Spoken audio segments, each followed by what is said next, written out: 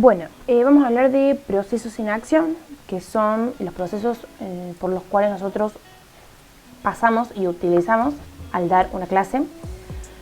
Primero está el incentivo, que el incentivo es aquello que es externo al individuo, que genera la motivación, que es lo interno del individuo, que genera la energía para ir hacia un camino, ¿no? Lo primero que hay que hacer es incentivar al niño en todas las fases del aprendizaje, no solo en la primera. Se puede elogiar al niño, pero marcando sus errores. La competencia tiene un valor muy marcado. Podemos decir que la autocompetencia es algo fundamental. También que ellos tengan la experiencia del valor al éxito. Aparece el esfuerzo en suspenso, la tarea interrumpida, que es la recapitulación de la tarea que estamos realizando, ir preguntando, diciendo qué estamos haciendo, qué movimiento realizamos. Y luego está el realizar tareas o actividades en las que seamos eficaces, porque no hay nada más lindo que hacer algo que nos salga bien. Luego aparece en los contenidos de aprendizajes, que es la selección de contenidos, que son 3.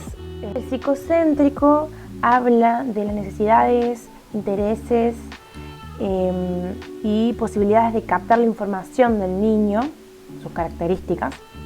Después está el logocéntrico, que habla un poco más de la estructura de la educación física, que son las graduaciones o progresiones de las capacidades motoras de los niños. Y luego habla de los criterios sociocéntricos, que son las teorías del aprendizaje que se vinculan con los contenidos para poder insertar al niño en la sociedad en la que vive.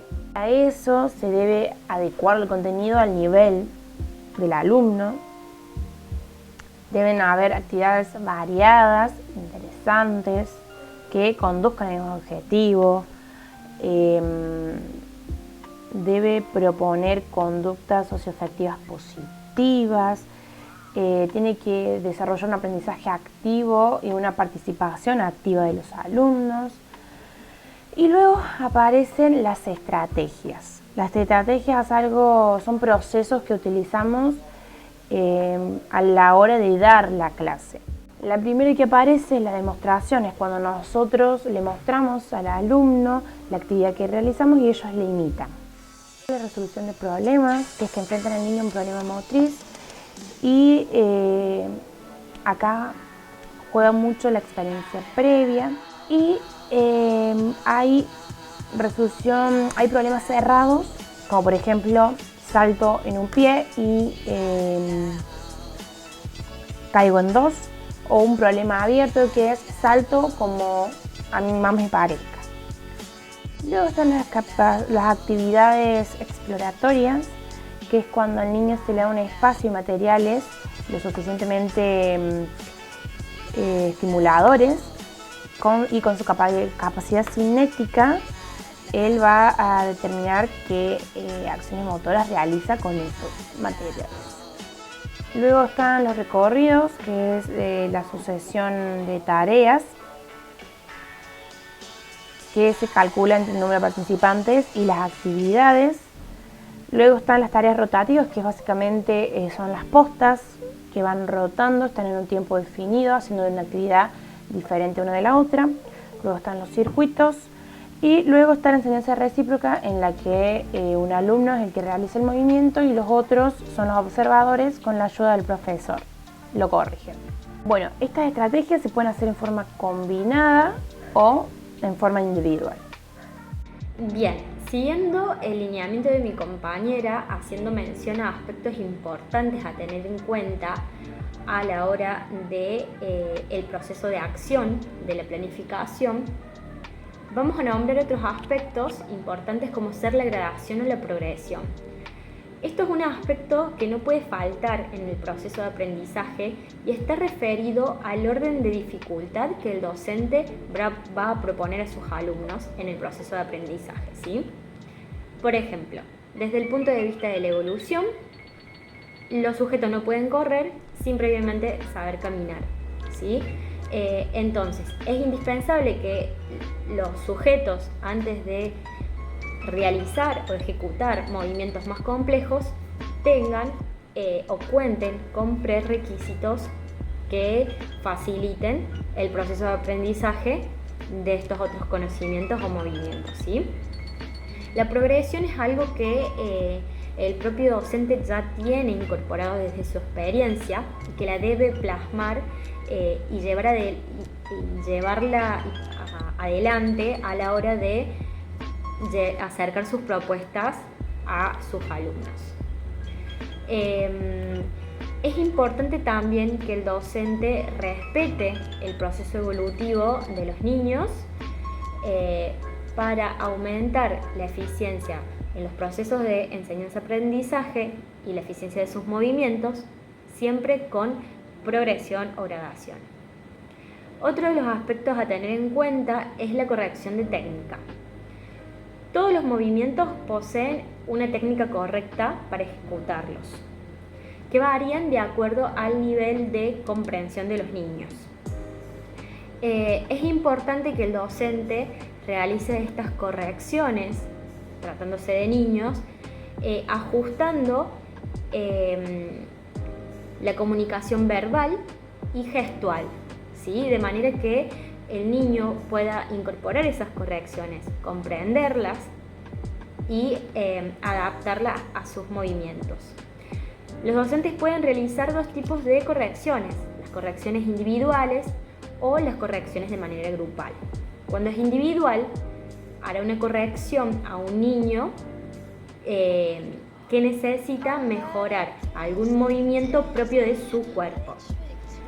O el docente podrá realizar correcciones grupales, siempre reforzando la comunicación verbal y gestual, dirigida hacia todo el grupo en general, ¿sí?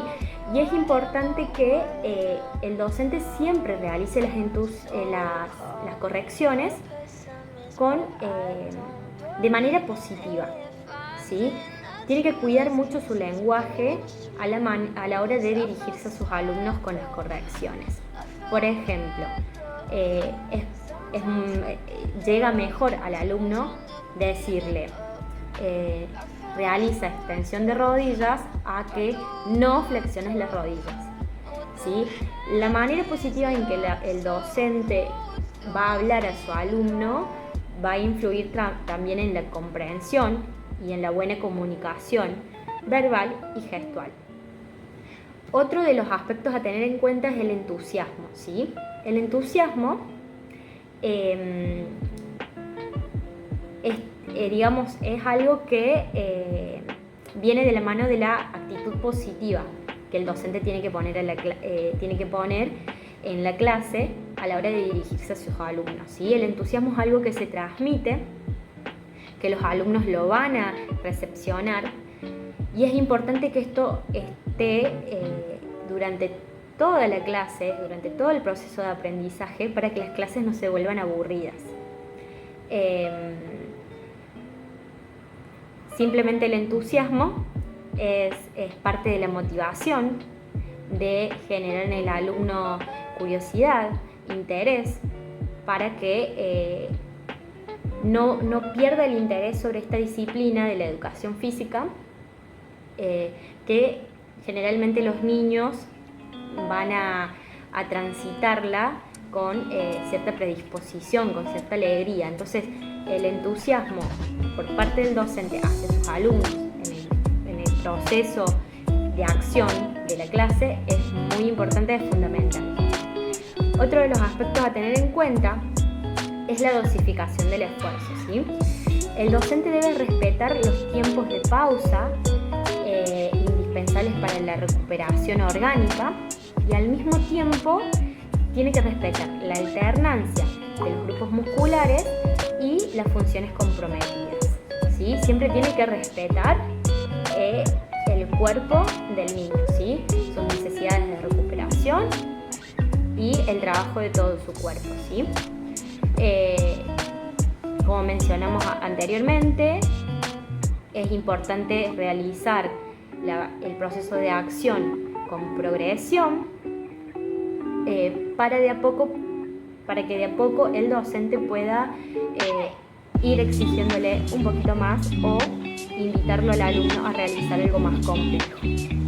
Muchas veces sucede que el docente encubre la fatiga del niño y muchas veces lo invita o lo incita a seguir realizando actividades. Por ejemplo, minutos antes de terminar la clase, el docente puede proponer una competencia, que es algo que motiva a los alumnos, y muchas veces se encubre la fatiga, el cansancio, y se sigue participando, ¿sí? Puede estar bien visto como puede que no, ¿sí? Muchas veces, como mencionamos antes, hay que respetar el organismo de cada sujeto, su proceso de recuperación, pero muchas veces se utiliza esto como una herramienta o un recurso para exigir siempre un poquito más. También otro de los recursos que se utiliza muchísimo es la música, ¿sí? La música es un recurso que motiva, que entusiasma, que muchas veces también distrae. Es un recurso que se usa para encubrir la fatiga y que el sujeto siga participando de la actividad. Bueno, estos son otros de los aspectos importantes que hay que tener en cuenta a la hora de llevar el proceso en acción de la planificación que el docente propondrá a sus alumnos.